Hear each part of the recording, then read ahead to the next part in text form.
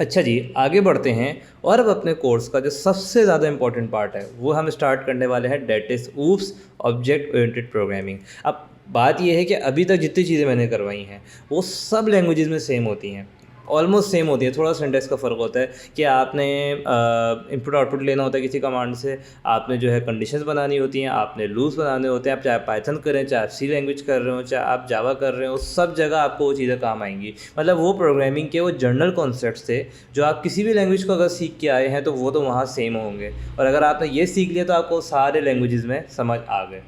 वो basic programming है, वो तो आपको आ जानी चाहिए अब तक।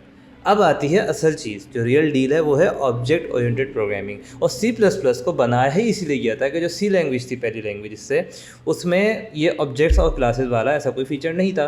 तो वो जो प्रोग्राम होता था वो बहुत ज़्यादा, मतलब उसमें बग्स को फाइंड करना मुश्किल होता था, उस प्रोग्राम वो ऑर्गेनाइज नहीं होता था, सिक्योरिटी का इशू था। वो तमाम चीज़ें हमारे ऑब्जेक्ट्स और क्लासेस ने सॉल्व की। अब मेरे सामने एक चार्ट बना हुआ है, मैं इससे आपको समझाऊंगा, लेकिन 2 मिनट की थ्योरी थोड़ी सी हम करेंगे। बिल्कुल रट्टा नहीं करवाना आपको, समझने वाली चंद बातें हैं वो बताऊंगा और डायरेक्ट हम प्रोग्राम पे आ जाएंगे, समझने पे आ जाएंगे। थ्योरी के अंदर आप देखो मैंने लिख के रखा हुआ है ताकि आपको क्विकली मैं बता दूं कि जो फ़ायदे हैं ऑब्जेक्ट ओरिएंटेड प्रोग्रामिंग के। एक तो बेटर कोड रीयूजेबिलिटी। हमने फंक्शंस को देखा किस तरह फंक्शंस के इस्तेमाल के ज़रिए हम कर सकते हैं कि किसी भी काम को बार बार हमें करवाना हो, उसका फंक्शन बना दें, फंक्शन के ज़रिए हम बार बार उस काम को करवा सकते हैं। वही काम बहुत ज़्यादा और अच्छा हो जाएगा एक दफ़ा आप ऑब्जेक्ट्स को बनाना सीख जाएंगे। अगर कोड आपका बहुत इजीली डिबग हो सकता है, तमाम चीज़ें ऑब्जेक्ट्स में डिवाइडेड होती हैं आपकी, हर ऑब्जेक्ट के मेथड्स का नाम अलग अलग होता है और मतलब उनमें उस मेथड को उस ऑब्जेक्ट के डायरेक्ट हम एक्सेस कर सकते हैं। तो डिबग करना आसान होता है कि मसला कहाँ आ रहा है, ख़राबी कहाँ है, गलती कहाँ की है हमने, कोई एरर आया तो कहाँ एरर आया है, वो एरर हमें फ़ौरन पता लग जाता है। वरना ये कोड अगर फैलते चले जाएगा तो फिर एरर ही समझ नहीं आएगा कि कहाँ एरर था। बड़े कोड में जब आप करेंगे, क्योंकि असल में थ्योरी में होता ही है कि बहुत सारी जगह थ्योरी चल रही होती है, लेकिन मुझे भी समझ आ रहा है कि मैं आपको ये बातें बता रहा हूँ, आप पिक नहीं कर पा रहे हो कि क्या हमें मसला आएगा। अच्छा खासा कोड तो बना दिया था पहले, क्यों हम उसमें चीज़ें और ऐड कर दें। लेकिन जब मैं अभी इतनी सी ये बात बताना चलूँ कि जब कोड कॉम्प्लेक्स होगा तब आपको समझ आएगा, ओह अच्छा हाँ तो ठीक है, ऐसे ही करना चाहिए था। तो वही बात है कि आपने इन चीज़ों की सिर्फ इन पॉइंट्स को समझ लेना है अभी कि यार अच्छा ऐसे ऐसे होता है। इनका जो एप्लीकेशन है वो काफ़ी आगे आएगी आपके पास। कोड आपका सिंप्लीफाई हो जाता है, ऑर्गेनाइज हो जाता है, बात की हमने। और सिक्योरिटी, इसके अंदर आप अपनी चीज़ों को चीज़ों से मतलब वेरिएबल्स को, डेटा को आप प्राइवेट रख सकते हैं, प्रोटेक्टेड रख सकते हैं कि ये डेटा सिर्फ इसी ऑब्जेक्ट के ज़रिए एक्सेस किया जा सके। इस तरह की चीज़ें आपको इसमें मिलती हैं, तो वो आपकी प्रोग्राम की सिक्योरिटी को इंक्रीज़ करती हैं। जो बातें हम समझेंगे वो है कि क्लासेस क्या होती हैं, ऑब्जेक्ट्स क्या होते हैं, यस मेथड्स क्या होते हैं, ये चंद टर्मिनोलॉजीज़ हैं। ठीक है, ये बताऊंगा अभी इसी थ्योरी वाली क्लास के अंदर। फिर कंस्ट्रक्टर्स क्या होते हैं, इनहेरिटेंस क्या होती है, पॉलीमॉर्फिज्म क्या होती है, ये इन सब चीज़ों में मैंने इसको डिवाइड किया है। सब चीज़ें मैं आपको अभी करवाऊंगा आगे, इस पूरे सेक्शन में करेंगे डिफरेंट क्लासेस में। अच्छा, अब क्लासेस क्या होती हैं, ऑब्जेक्ट्स क्या होते हैं, मेथड्स क्या होते हैं, वो समझने के लिए ये चार्ट है हमारे पास। देखो, आप let suppose grand thief auto GTA बहुत फेमस गेम है वो खेल रहे हो, उसमें कुछ कार्स होती हैं और कुछ एनिमल्स की जगह मैं कर देता हूँ करेक्टर्स। ठीक है, आई डोंट नो मेरी स्पेलिंग ठीक है या नहीं है। कार्स होती हैं, करेक्टर्स होते हैं एक गेम के अंदर। अब हमें बहुत सारी कार्स का डेटा रखना है कि ये गाड़ी ऐसी होगी, ये गाड़ी ऐसी होगी, बाद में उसकी इमेज भी रख सकते हैं कि इस गाड़ी की इमेज ये होगी या इस गाड़ी का 3D मॉडल ये होगा जो हमारी गेम के अंदर एक्चुअली हो रहा होगा। उस गाड़ी की स्पीड इतनी होगी, उस गाड़ी की प्राइस इतनी होगी, उस गाड़ी का नाम ये होगा। ऐसे ही कुछ करेक्टर्स हैं, है ना। एक हमारा जो है उसमें टैक्सी ड्राइवर है जो कैब चला रहा है उसके अंदर, एक हमारे पास जो है कोई वर्कर है उसके अंदर, एक हमारे पास उसमें जो है कोई हमारा फाइटर है। इस तरह से हमारे गेम के अंदर कैरेक्टर्स हैं। तो उन सब चीज़ों का डेटा हम किस तरह ऑर्गेनाइज करेंगे। ये जो हमारे पास कार्स हैं, कैरेक्टर्स हैं, ये हमारी कहलाएगी क्लास। क्लास हमारी है कार, या कार्स नहीं हुआ फिर कार होगी खाली, और करेक्टर्स नहीं हुआ करेक्टर। तो हमारी क्लास क्या होगी, ये हमारी है क्लास। मैं छोटे छोटे यहाँ लिख देता हूँ, this is our class. Class का नाम था, इसको कहेंगे क्लास। इस कार के अंदर हमारे पास जितनी डिफरेंट हमारे पास कार्स होंगी वो हमारे ऑब्जेक्ट्स होंगे, और हर जो हमारी कार के जो प्रॉपर्टीज़ हैं, जैसे उसकी स्पीड, उसकी प्राइस, ये तमाम चीज़ें, ये उसके हमारे वेरिएबल्स होंगे, ये उसके हमारे पास पैरामीटर्स होंगे। ठीक है ना, उसका डेटा होगा। तो अब मैं आपको समझाता हूँ कि कार तो बना ली, ये क्लास थी हमारी, उस क्लास के अंदर डिफरेंट ऑब्जेक्ट्स होंगे। तो जैसे हमारी पहली कार हो गई टोयोटा, ठीक है, दूसरी कार हम कर देते हैं यहाँ पे BMW, तीसरी कार हम कर देते हैं यहाँ पे फेरारी, ठीक है, तीन बना ली, बस बहुत लंबा टाइम नहीं गुजारेंगे। ये जो तीन हमारे पास कार्स थी, टोयोटा, BMW, फेरारी, ये हमारे तीन उसके ऑब्जेक्ट्स बना दिए, यानी उस एक क्लास के अंदर 3 ऑब्जेक्ट आ रहे हैं। अब हर ऑब्जेक्ट के बाकी तमाम प्रॉपर्टीज़ होंगी। तो जैसे इसका हमने मॉडल होगा, ठीक है ना, इसका कलर होगा, इसकी प्राइस होगी, इसकी स्पीड होगी। ये जो 4 हमारे पास हैं, ये हमारे जिस तरह इंटीजर होते थे, स्ट्रिंग होते थे, वही होंगे हमारे, जैसे अभी हमने पीछे किए थे फंक्शन के अंदर। अब टोयोटा का मॉडल हमने कह दिया भाई T1, BMW का B1, ठीक है ना, फरारी का F1 Ferrari, B1 BMW, T1 Toyota. Then colour हमने कहा भाई टोयोटा का वाइट था, BMW का ब्लैक, फरारी का रेड। दिमाग में इमेजिन करते चलो बस साथ साथ, ताकि समझने में आसानी हो। प्राइस मैंने इसकी की भाई 500, इसकी मैंने कर दी 1500, इसकी मैंने कर दी 2000, ठीक है। और स्पीड हमने कर दी इसकी जो टोयोटा की स्पीड है वो हो गई 80, ठीक है ना।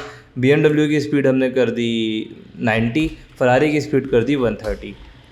ये हमने डेटा बना दिया। अब मुझे अगर इस डेटा को एक्सेस करना हो ना, मैनेज करना हो, तो इतना आसान हो जाएगा। एक डॉट के ज़रिए हम एक्सेस करते हैं, सिंपल, कि अगर मुझे लिखूंगा ना कि टोयोटा डॉट प्राइस, जब प्रोग्राम में मैं ये लिखूंगा ना तो मेरे पास ऑटोमेटिक ये 500 इसकी प्राइस आ जाएगी। कुछ समझ आ रहा होगा, जो लोग एक्सेल इस्तेमाल करते हैं उनको तो 100% अब आ जाना चाहिए। इस तरीके से डेटा को हम मैनेज करेंगे, इस तरह से हम काम करते हैं अपनी क्लासेस के अंदर, ऑब्जेक्ट्स के अंदर। अच्छा, अब आप सोच रहे होगे कि खाली बस डेटा ही मैनेज करेंगे, बिल्कुल भी नहीं। अगली चीज़ ये कि हम अपने हर क्लास के अंदर फंक्शंस बना सकते हैं। उन फंक्शंस को हम कहते हैं मेथड। अब फॉर एग्जांपल मैं कहता हूँ कि टोयोटा जो है ना, मतलब हमारी हर ऑब्जेक्ट के अंदर वो फंक्शन आ जाएंगे ऑटोमेटिक। तो टोयोटा जो है ना, हमारी गाड़ी रन करेगी, ठीक है ना, गाड़ी ब्रेक लगाएगी और गाड़ी टर्न करेगी। ये 3 मेरे क्या हो गए, फंक्शन हो गए। अब ये 3 फंक्शन मेरे BMW में भी आ जाएंगे, फरारी में भी ऑटोमेटिक आ जाएंगे। जब मैंने एक हमने बना दी ना क्लास, और उस क्लास के अंदर हमने बताया कि ये जो हमारे मॉडल, कलर, प्राइस और स्पीड, ये डायरेक्ट हमारे लिंक करेंगे कार से, यानी क्लास से। हमने बता दिया कि भाई जो भी कार होगी ना, उसका मॉडल तो होगा, कलर भी होगी, प्राइस भी होगी, स्पीड भी होगी, उसको रन भी करेगा, ब्रेक भी करेगा, टर्न भी करेगा।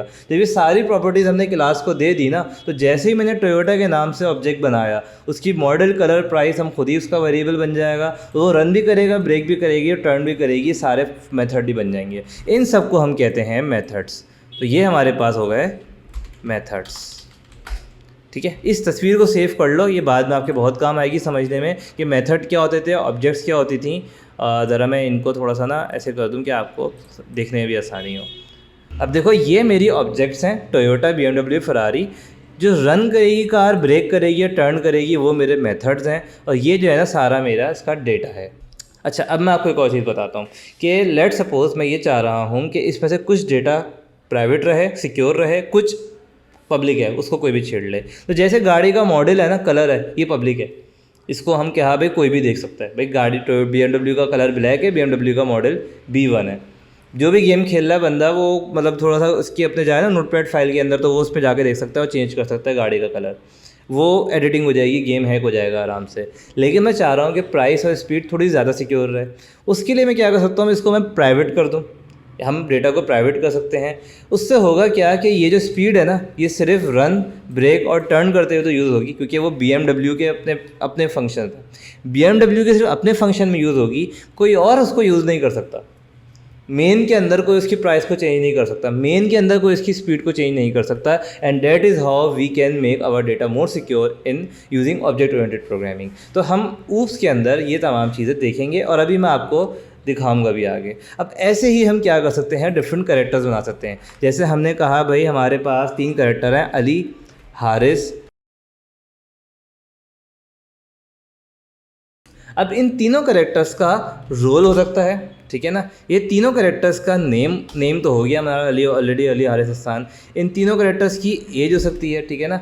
और ये इन तीनों कैरेक्टर्स को हम मेथड दे सकते हैं कि भाई ये भी रन करेंगे, ये डाई कर सकते हैं, यानी कि जब मरे तो उनकी एनिमेशन कैसी हो, और इस तरह की कुछ चीज़ें। तो मैंने कहा भाई अली का रोल जो है ना, वो हमारा जो है वो ऑफिसर है, ठीक है ना। और जो हमारा हारिस है ना, वो हमारा जो है वो डॉक्टर है, ठीक है। और हारिस, हसन जो है ना, वो हमारा इंजीनियर है। चलो जी, तो ये हमारे पास तीनों करेक्टर्स के रोल होगा गेम के अंदर। इनकी एज हमने 30, 20, 25 ऐसे रख दी। तो अब मुझे आप बताओ कि अली, हारिस, हसान क्लास कहलाएंगे, ऑब्जेक्ट कहलाएंगे, मेथड्स कहलाएंगे? ये कहलाएंगे ऑब्जेक्ट्स। यानी कि मैं इसको सेलेक्ट करता हूँ, इसका कलर मैं ऐसे ही कर देता हूँ, और ये हमारे पास क्या कहलाएंगे? ऑब्जेक्ट। और रन और डाई क्या कहलाएंगे हमारे? जल्दी से बताओ आप लोग। रन और डाई हमारे कहलाएंगे मेथड्स, और ये हमारा है डेटा। तो अब आपको सिर्फ एक आइडिया दिया ऊपर से, प्रोग्रामिंग में कैसे होता है वो तो अभी हम आगे देखेंगे, लेकिन ऊप्स की ये कंप्लीट थ्योरी थी कि ऑब्जेक्ट्स क्या होती हैं, मेथड्स क्या होते हैं। एक चीज़ चलो और बताया चलूँ कि थ्योरी को हम यही फिनिश करते हैं ना, बाकी चीज़ें रह गई हमारे पास। इनहेरिटेंस, एक और हमारे पास इसके अंदर टर्मिनोलॉजी आएगी, इनहेरिटेंस। उसमें क्या होगा कि आप एक ही क्लास के अंदर अलग अलग मज़ीद क्लासेस को उससे इनहेरिट कर सकते हैं, कि एक हमारे पास सब क्लास, ये हमारी करेक्टर जो है ना वो मेन क्लास है, इसके अंदर एक सब क्लास बन जाए, या कार हमारी जो है ना वो मेन क्लास है, इसके अंदर सब क्लास बन जाए। तो हम सब क्लास कैसे बनाएंगे? मैं यहाँ रफली लिख रहा हूँ कि एक होगी इलेक्ट्रिक कार, ये हमारी एक और क्लास बन जाएगी इलेक्ट्रिक कार, ठीक है। और एक हमारे पास हो जाएगी नॉर्मल फ्यूल कार, दो तरह की कार्स हो जाएंगी। अब जैसी मैंने वो क्लास बनाई ना, उसको मैंने इनहेरिट कर दिया मेन वाली कार से, तो उसकी model, colour, price, run, brake, turn, ये सब कुछ उसमें आ गया खुद ब खुद। जो नई चीज़ इसमें आएगी वो ये है कि इलेक्ट्रिक कार को हम कह सकते हैं कि भाई इसकी बैटरी के एमएएच कितने होंगे, इसमें एक इंटीजर और डाल दिया। फ्यूल कार में कह सकते हैं कि इसका माइलेज कितना होगा पर लीटर, ठीक है ना, माइलेज पर लीटर। तो ये दो अलग अलग क्लासेस होंगी, इनके अंदर मैंने इनका एक ख़ास सिर्फ इंटीजर दे दिया कि भाई वो सिर्फ एमएएच देखेगी, और फ्यूल कार के अंदर जो है ना हम माइलेज पर लीटर को स्टोर करवा सकते हैं। अब क्या होगा कि जब मैं इलेक्ट्रिक कार का ऑब्जेक्ट बनाऊंगा, उस इलेक्ट्रिक कार का ऑब्जेक्ट, लेट सपोज टेस्ला के नाम से मैंने एक ऑब्जेक्ट और बनाया इलेक्ट्रिक कार का, उस वाले ऑब्जेक्ट के अंदर जो इलेक्ट्रिक कार का ऑब्जेक्ट है उसकी प्राइस वगैरह सब कुछ आ जाएगा, मॉडल, प्राइस, कलर, स्पीड, क्योंकि वो उससे इनहेरिट हुआ है। साथ में उसके बैटरी के एमएएच भी आ जाएंगे। इसको हम कहते हैं इनहेरिटेंस। एक चीज़ हमारे पास और रह गई, बल्कि दो चीज़ें, कंस्ट्रक्टर्स और पॉलीमॉर्फिज्म। क्या होता है? कंस्ट्रक्टर तो प्रोग्राम बनाते ही आपको समझ आएगा कि हम ये कर सकते हैं कि जैसे फंक्शन बनाते थे हम, कि फंक्शन के अंदर आर्गूमेंट्स देते थे, तो हम ये कर सकते हैं कि जैसे ही मैं टोयोटा के नाम से एक ऑब्जेक्ट बनाऊँ ना, उसका एक कंस्ट्रक्टर बना देंगे कि उसकी प्राइस, मॉडल, कलर और स्पीड मैं वहीं पे दे दूंगा। वो तमाम जो काम है ना, जैसे ही ऑब्जेक्ट कंस्ट्रक्ट होगी ये सारे काम खुद ब खुद हो जाए, हम यही कर सकते हैं। इसको कंस्ट्रक्टर कहते हैं। बहुत ही आसान अल्फाज में बताया, अभी मैं आपको जब रिटन में करवाएंगे तब समझ आ जाएगा।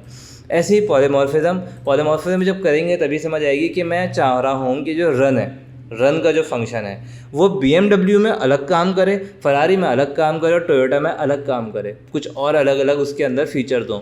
तो ये काम पॉलीमॉर्फिज्म में कर सकते हैं कि एक ही फंक्शन, जो रन का फंक्शन है, वो डिफरेंट ऑब्जेक्ट्स के अंदर डिफरेंट काम हमारे परफॉर्म करेगा। तो वो पॉइंटर्स की मदद से हम पॉलीमॉर्फिज्म में करते हैं। That's it for this theory. और हम अगली क्लास के अंदर डायरेक्ट कोड को लिखना शुरू करेंगे। कोई